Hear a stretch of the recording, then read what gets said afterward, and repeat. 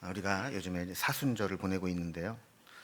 사순절은 우리를 구원하신 주님의 은혜를 묵상하다가 고난 주간을 거쳐서 성금요일을 지나 이 부활주일로 이어지는 절기입니다. 고난이 깊어지다가 이 고난의 절정에 달하면 그 후에는 십자가 죽음 후에 부활의 영광이 기다리고 있다는 것을 보여주는 것이죠.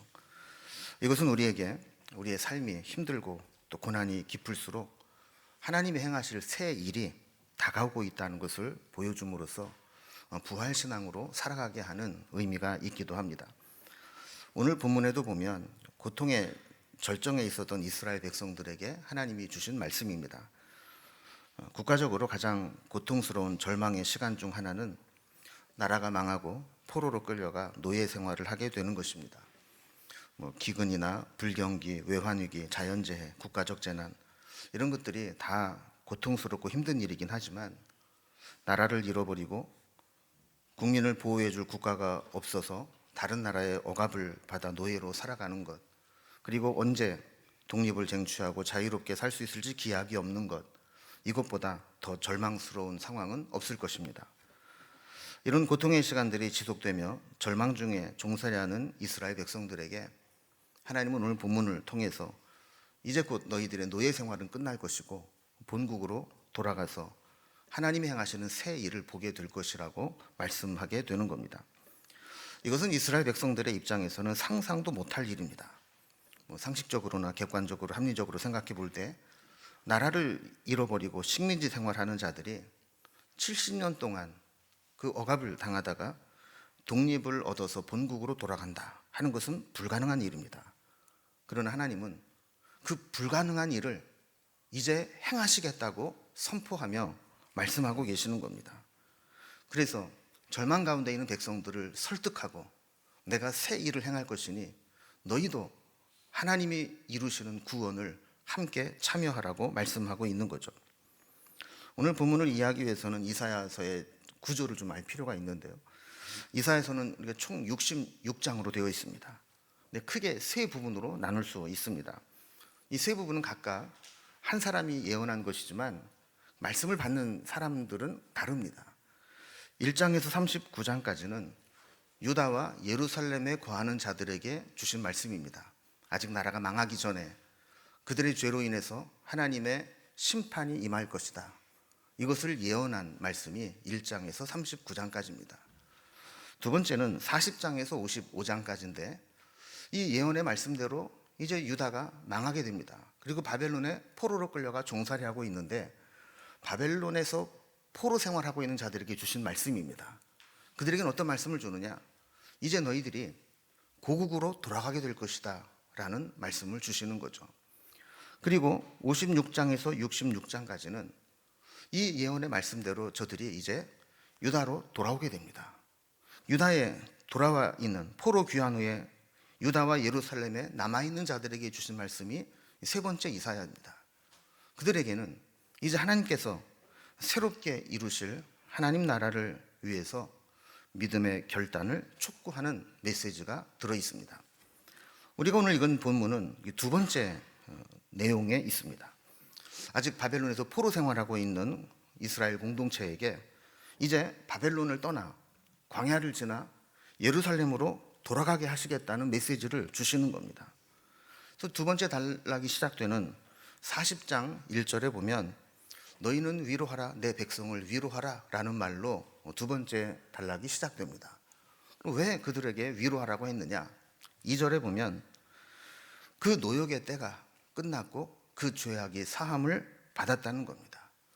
이어서 보면 그들의 이 죄로 인한 형벌을 이미 배나 다 받았기 때문에 형기가 다 끝났기 때문에 이제는 자유와 해방을 누리게 해주겠다라는 것입니다. 그런데 하나님께서 이렇게 말씀을 하셔도 이스라엘 백성들은 너무 오랜 시간 종살이를 하면서 식민지 근성에 젖어 있었기 때문에 예루살렘으로 다시 돌아가서 하나님이 세우시는 새로운 이스라엘을 재건하겠다 하는 결단을 하기는 어려웠습니다. 하나님의 말씀과 눈에 보이는 현실 사이에는 엄청난 간극이 있었기 때문에 그 차이를 극복하는 것이 쉽지 않았다는 것이죠. 그래서 하나님은 40장부터 계속 이스라엘 백성 설득하는 겁니다. 너희들이 볼 때 불가능해 보이는 일을 할지라도 내가 새 일을 하겠다. 너희를 구원하겠다라고 말씀하는 겁니다. 성경에서 이 하나님의 구원 사역을 상징하는 대표적인 사건이 두 개 있는데, 하나는 출애굽 사건이고 또 하나는 출바벨론 사건입니다. 오늘 본문은 먼저 이 출애굽 사건을 상기시킵니다.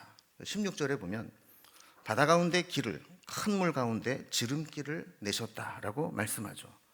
이건 이스라엘 백성들이 애굽에서 종살이 하다가 해방되어서 출애굽할 때 그 앞에 홍해가 가로막고 있을 때 그 홍해에 하나님께서 길을 내셔서 그 홍해를 건너게 하시겠다라는 말씀입니다.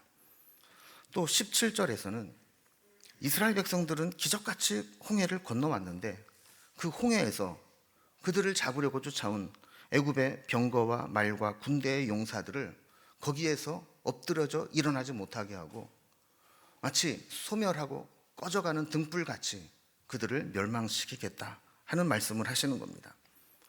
아무리 중무장한 세계 최강의 군대를 할지라도 하나님이 막으시면 꺼져가는 등불같이 소멸하고 만다는 것이죠.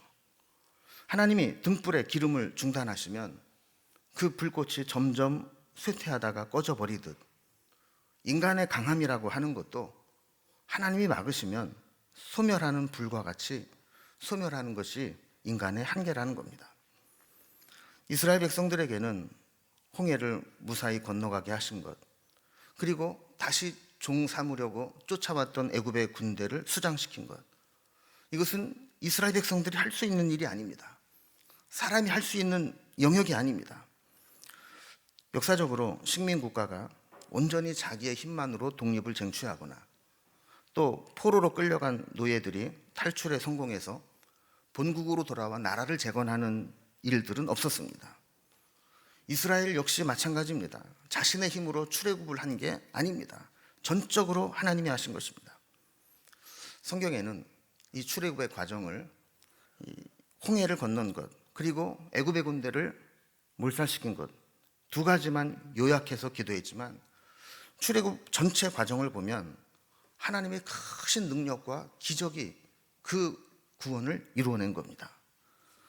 10가지 재앙을 내려 바로의 항복을 받아낸 것, 그리고 홍해가 갈라져 그 앞에 장애물을 극복하고 나오게 된 것, 광야에서 40년을 보내면서 농사짓지 않았지만 하나님이 내려주신 만나로 굶어 죽지 않은 것, 그리고 길도 없고 물도 없는 광야와 사막을 지내오면서도 길을 잃지 않고 구름기둥과 불기둥의 인도함을 받고 반석에서 주신 물로 지내올 수 있었던 것, 이 모든 것들이 다 하나님의 구원의 역사였다는 겁니다. 그래서 하나님은 6월절이라는 절기를 통해서 해마다 그때가 되면 이 하나님의 구원을 기억하게 한 겁니다. 본문을 계속 이어서 보면 출애굽에 이어서 출바벨론 사건을 예고해 주십니다. 우리가 생각하기에 불가능해 보이는 출애굽을 행하신 하나님께서 이제 바벨론에서 해방되어 유다로 돌아오게 하는 것도 하시겠다라는 겁니다. 이사야서는 바벨론 포로에서 돌아오는 것을 제2의 출애굽 사건으로 해석합니다. 동일한 하나님의 구원 사건이라는 것이죠. 그래서 18절 말씀 보면 너희는 이전 일을 기억하지 말며 옛날 일을 생각하지 말라 그랬습니다. 여기 보면 이전 일과 옛날 일, 이거 기억하지도 말고 생각하지도 말라 그랬어요. 근데 이 이전 일과 옛날 일이 뭐냐를 해석함에 있어서 성경학자들의 견해가 둘로 나뉩니다. 기억하지 말고 생각조차 하지 말아야 될 이전 일과 옛날 일에 대한 첫 번째 해석은 그들이 나라를 빼앗기고 바벨론의 포로로 끌려오게 된 비극적인 과거를 기억하지 말고 생각하지 말라, 이렇게 해석하는 겁니다. 하나님 백성이 하나님을 모르는 이방 나라에 멸망하고 거기에 포로로 끌려가 섬기는 것, 엄청난 충격이었고 상처였고 트라우마였습니다. 지금 저들이 압제하고 있는 초강대국 바벨론, 이건 자기네 힘으로는 도저히 이길 수 없는 막강한 상대였습니다. 그러다 보니까 현실을 바라보면 하나님께서 아무리 구원해 주겠다고 해도 그걸 받아들일 수가 없는 겁니다. 그러니 과거에 너희들이 당한 것 생각하지 말고 기억하지 마라, 이렇게 말씀했다고 해석을 하는 겁니다. 여러분, 우리도 그렇습니다. 과거에 매여 있는 사람은 하나님이 아무리 미래를 열어주셔도 그 미래로 나아가지 못합니다. 앞으로 나가려고 해도 과거의 상처와 과거의 부정적인 인식이 우리의 발목을 붙잡아서 넘어뜨리게 만드는 겁니다. 그러니 과거로부터 결별해야 할 때는 과감하게 결별해야 새로운 출발을 할 수 있는 것입니다. 우리는 과거에 부정적인 기억들이 많습니다. 과거의 상처, 과거의 실패, 과거의 잘못으로 인한 죄책감, 내 뜻대로 되지 않았던 것 때문에 느꼈던 과거의 분노, 이런 것들이 우리로 하여금 믿음의 길을 가는데 가로막을 때가 많이 있다는 겁니다. 은혜 받은 자는 과거로부터 결별한 자입니다. 우리를 과거로 묶어둔 끈을 과감히 끊어버려야 앞으로 나아갈 수 있다고 해석하는 것입니다. 두 번째로 우리가 기억하지 말고 생각하지 말아야 될 이전 일과 옛날 일은 앞부분 16절 17절에서 언급한 출애굽 사건을 의미한다고 해석하는 것입니다. 출애굽 사건은 대단한 구원 사건이죠. 그런데 이것을 기억하지 말라, 왜 그랬을까요?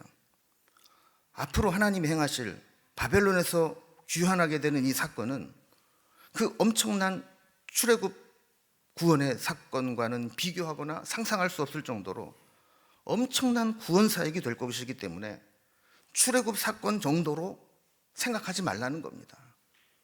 그것을 능가하는 엄청난 구원 사건이 이루어질 것이기 때문에 그것을 기억하지 말라라고 했다는 겁니다.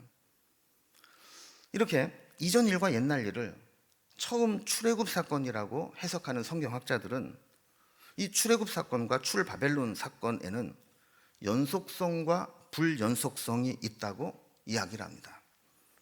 그럼 출애굽과 출바벨론 사건의 연속성은 뭐냐? 모든 인간의 역사에는 연속성을 가진 하나님의 구원 사역이 있었다는 겁니다. 모든 역사 속에 하나님은 하나님 백성들이 위기를 만났을 때 변함없이 나타나셔서 구원을 행해 오신 구원 사역이 연속적으로 이루어지고 있다고 본다는 겁니다.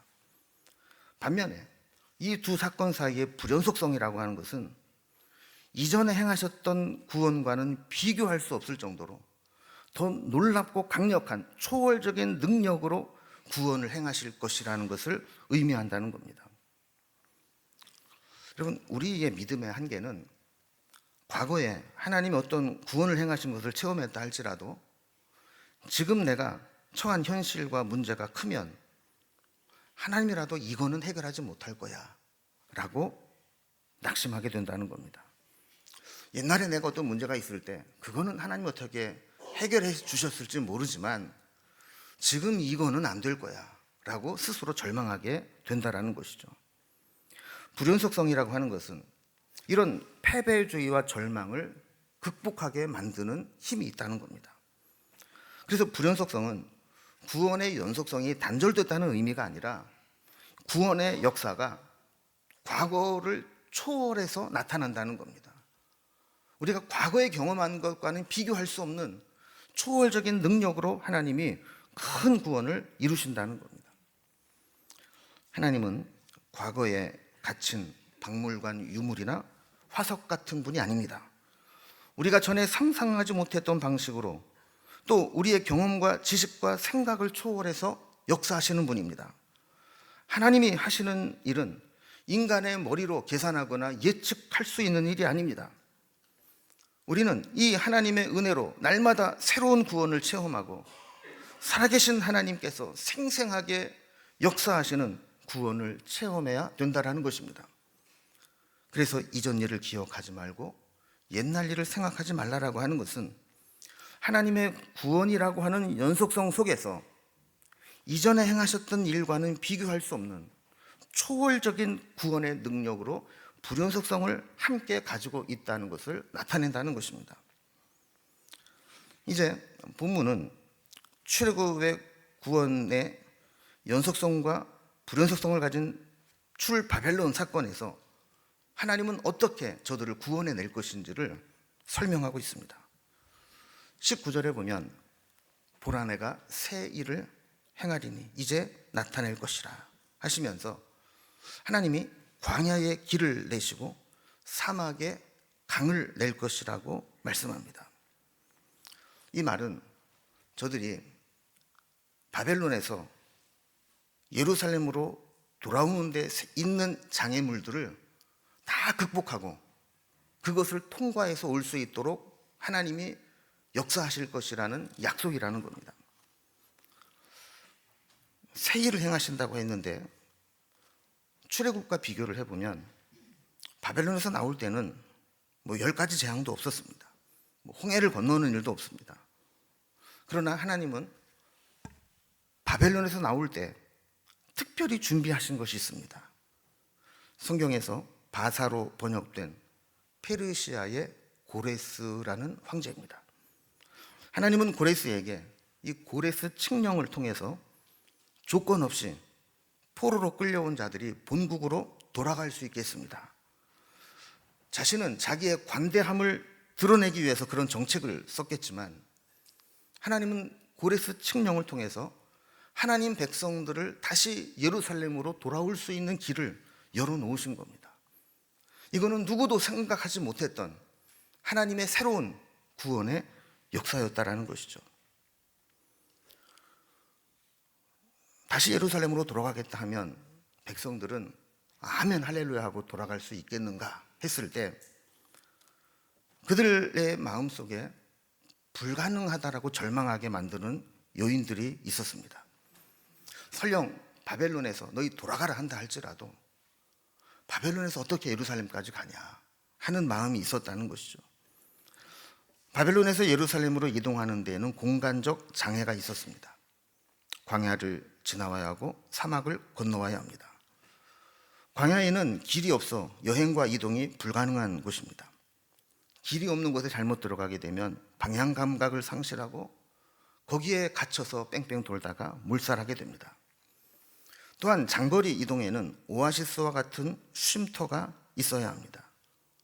그러나 사막에 물이 없어 쉼과 휴식이 불가능하다면 그것은 생존이 불가능한 곳입니다.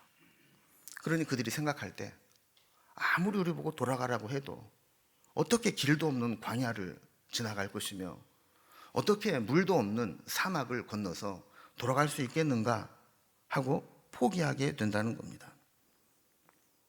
하나님은 하나님의 약속하신 구원을 이루기 위해서 이런 장애물들을 모두 제거해 주시고 광야에 길을 내주시고 사막에 강을 내셔서 너희들이 무사히 돌아가게 하겠다고 약속해 주셨다는 겁니다. 여러분, 믿음은 하나님의 약속을 받았을 때 우리 속에 부정적인 생각들이 가져오게 만드는 것들이 많이 있을 수 있다는 겁니다. 그것을 하나님이 극복하게 하시겠다고 믿고 나아가는 것입니다. 여러분, 우리에게는 인간적인 약점, 제약, 환경적인 불가능함 이런 것들이 놓여 있을 때 아무리 하나님의 말씀이라고 해도 약속이라고 해도 포기하는 경우가 있습니다. 그런데 하나님은 결국 하나님의 방식대로 그 장애물들을 제거하셔서 무사히 돌아오게 하겠다고 약속하시는 겁니다. 20절에 보면 이것이 얼마나 놀라운 일인지 그 광야에서 그 들짐승들인 승냥이와 타조도 하나님 행하시는 그 구원의 역사를 보면서 하나님을 존경하게 될 것이라는 겁니다. 또한 21절 말씀과 같이 이 구원에 참여한 하나님 백성들은 하나님을 찬송하는 삶으로 바뀌게 될 것이라고 말씀하는 거죠. 오늘 본문은 사순절 5번째 주일 본문으로 정해진 본문인데 왜 이 본문을 사순절에 고난주간을 앞두고 택했을까 생각을 해보았습니다. 첫 번째 출애굽 구원 사건이 두 번째 출애굽 사건인 바벨론 포로 귀환 구원 사건으로 이루어진 것 같이 그 하나님의 구원의 연속성은 예수 그리스도의 십자가 죽음과 부활로 이어지게 되고 십자가 구원 역시 이 구원의 연속성과 불연속성을 모두 가지고 있다는 것입니다. 십자가 구원 사건은 늘 그랬듯이 우리를 구원하시는 하나님의 구원 사역의 연속성 가운데 있는 것이고, 또한 그 십자가 구원 사건은 이전에 우리가 경험했던 하나님의 그 어떤 구원 사역과도 비교할 수 없을 만큼 초월적이고 완전한 하나님의 구원 사역을 이루고 있다는 것입니다. 때로 우리 눈앞에 가로막혀 있는 현실의 벽과 고통스러운 현실은 우리가 하나님의 약속의 말씀을 들어도 그 말씀을 믿지 못하고 의심하고 흔들리게 할 만큼 강력한 절망적 힘을 가지고 있습니다. 하나님의 약속의 말씀을 들을 때 그것이 비현실적인 것처럼 들리고, 또 믿을 수 없는 공허한 약속처럼 느끼게 만들 수 있다는 것입니다. 하나님은 이런 두려움과 흔들림과 의심과 답답함을 가진 백성들에게 계속해서 말씀으로 설득하고 교훈하시는 겁니다. 하나님의 능력과 구원의 역사는 우리가 지금까지 경험했던 은혜와 구원과는 비교할 수 없는 초월적인 능력을 나타낸다는 것입니다. 위르겐 몰트만이라고 하는 유명한 신학자가 있습니다.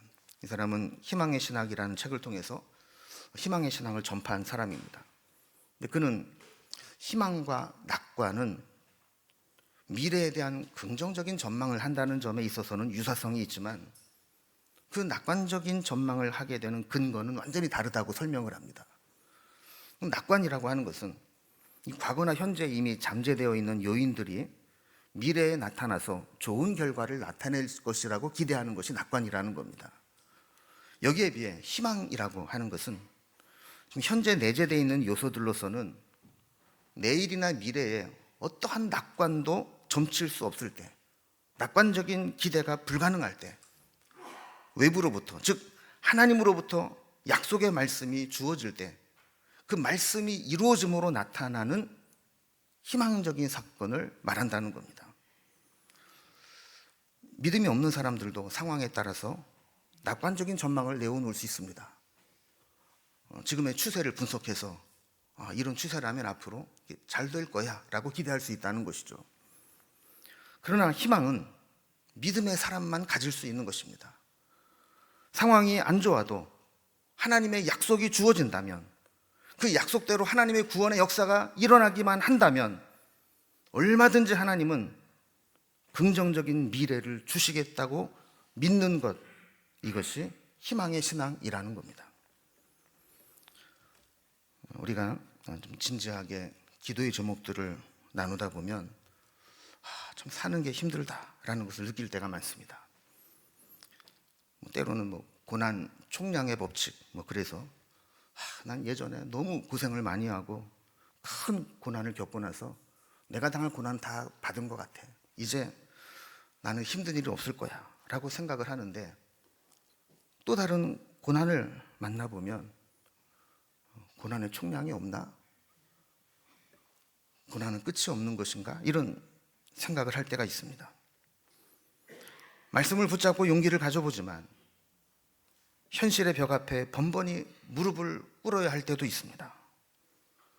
언제 이 문제가 해결될지 기약이 없고, 불확실한 미래로 인해 불안과 초조의 시간을 보내야 될 때도 있습니다. 첫 번째 출애굽 구원 사건이 제2의 출애굽인 출바벨론 구원 사건으로 이어지고, 이것이 신약에 오면서 예수님의 십자가 구원으로 인한 완전한 구원 사역을 이어지는 것을 우리에게 보여주고 계십니다. 그래서 하나님은 우리에게 19절 말씀과 같이 하나님이 새 일을 행할 것이다, 이제 나타낼 구원의 새로운 역사를 의심하지 말고 믿음으로 순종하라고 재차 우리에게 설득하고 권면하시는 겁니다. 하나님의 구원 방식은 늘 새롭습니다. 무궁무진합니다. 물론 똑같은 방식으로 우리를 구원하실 때도 있지만, 하나님은 이전에 우리가 상상하지 못했던 방식으로 일하실 때도 많습니다. 기도 응답도 마찬가지입니다.